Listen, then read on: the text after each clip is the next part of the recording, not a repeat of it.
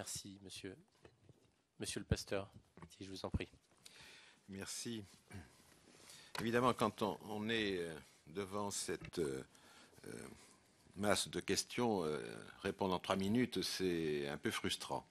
D'autant que si je fais référence au dialogue qui a été demandé dans la tribune qui a été citée par Le Monde, je rappelle que ce n'était pas 4 personnes qui l'ont signé.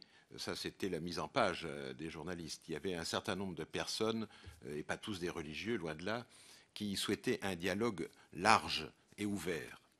Et il me semble que peut-être que nous voyons ici les limites d'un dialogue quand il est trop fait dans l'urgence, quand il faut se dépêcher de dialoguer. Et à ce moment-là, on fait des raccourcis. Et on voit bien à l'heure actuelle combien il y a des stigmatisation de l'autre, parce que quand on n'a pas le temps de s'écouter, on a tendance à le discréditer.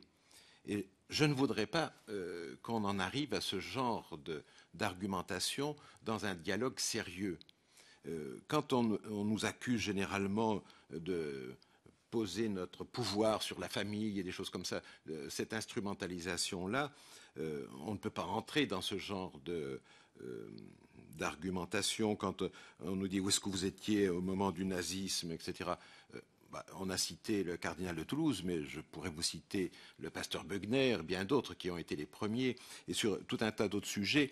Je crois qu'il serait malhonnête de dire que les religions ont été absentes dans le combat pour l'égalité, contre l'esclavage, etc. Elles ont été là. Mais tout ça pour dire que vous voyez qu'on risque, quand on est trop pressé d'aller à la solution, de ne pas écouter sérieusement l'autre. Parce qu'après tout, ce n'est pas nous qui avons choisi aujourd'hui ni le thème du dialogue. Ça a été imposé par des choix qui ont été faits par les politiques. Alors nous répondons à cette demande de dialogue. Et j'en viens à un autre point sur la question de l'égalité, parce que finalement, beaucoup de choses tournent autour de cette thématique-là.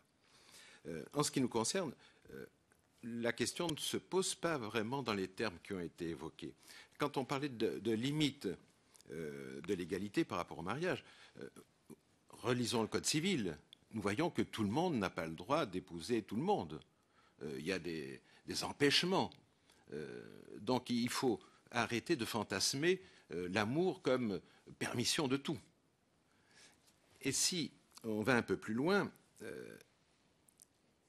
qu'est-ce qui est recherché ? Je pense que ce qui est recherché, et je l'approuve, c'est la sécurisation juridique, en particulier, des couples. Personne ne va mettre ça en question. Et de ce point de vue-là, l'égalité me paraît légitime.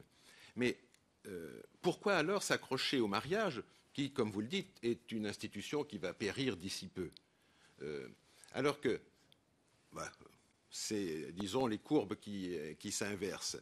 Mais pourquoi s'accrocher à ce qui est symbolique? Parce que je pense qu'autant on peut affirmer l'égalité en droit et revendiquer de la sécurité pour les couples, pour les enfants, autant ça fonctionne moins bien pour ce qui concerne le symbole. Parce que on voit bien que le mariage, là, ça touche au symbole plus qu'à l'égalité. Et donc, il me semble qu'il faut faire la différence. On ne peut pas égaliser les symboles, sinon il n'y a plus de symboles, il n'y a plus de structuration. Donc, il faut être capable de garder des symboles structurants dans la société et puis travailler clairement, tranquillement, à donner à chacun la sécurité et l'égalité auxquelles il a droit. Donc, voilà ce que je dirais sur 2 ou 3 thèmes qui me paraissent importants, mais j'aurais dit encore que ne stigmatisons pas les autres en leur donnant encore le souvenir de l'histoire, parce que chacun a une histoire chargée.